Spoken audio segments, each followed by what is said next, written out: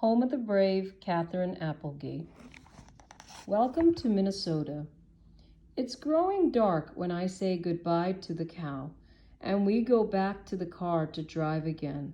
At last, we park before a brown building, taller than trees. Its window eyes weep yellow light. Under a street lamp, children throw white balls at the not dead trees.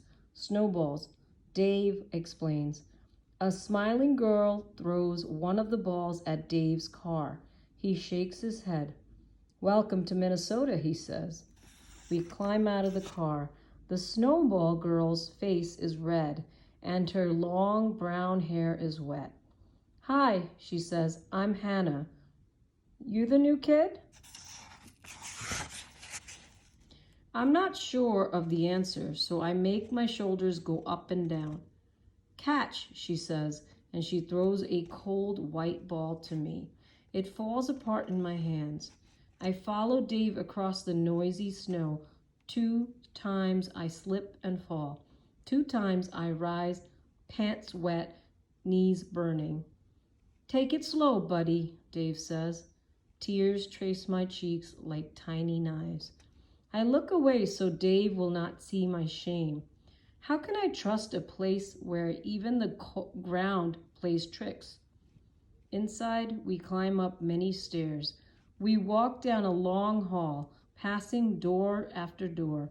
Dave knocks on one of them, and behind it, I hear the muffled voices of my past.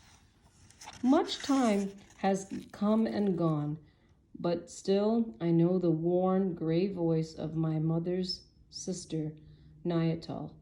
I hear another voice, too, the sound of a young man, a strong man. The door opens, and my old life is waiting on the other side. Family. I'm hugged and kissed, and there is much welcoming from my aunt. She's rounder than I remember, with a moon face to match. Her black eyes set deep. My cousin Gunwar shakes my hand. I have learned about shaking hands. At the camp, they taught us how. Be firm, but do not squeeze too hard.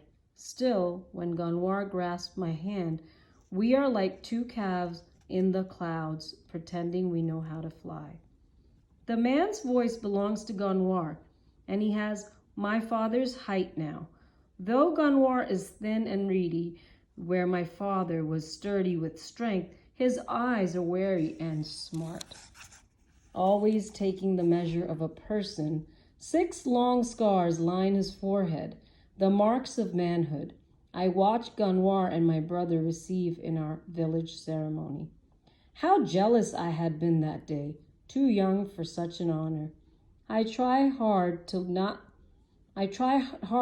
to look at another scar, the place where Gunwar's left hand should be, round and bare and waiting like an ugly question no one can answer. The night Gunwar lost his hand was the night I lost my father and brother, the night of men in the sky with guns, the night the earth opened up like a black pit and swallowed my old life whole. My aunt holds my face in her hands, and I see that she's crying.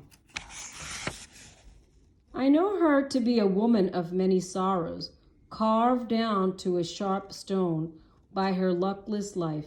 She isn't like my mother, whose laughter is like bubbling water from a deep spring. I look into her eyes, and then my tears come hard and fast.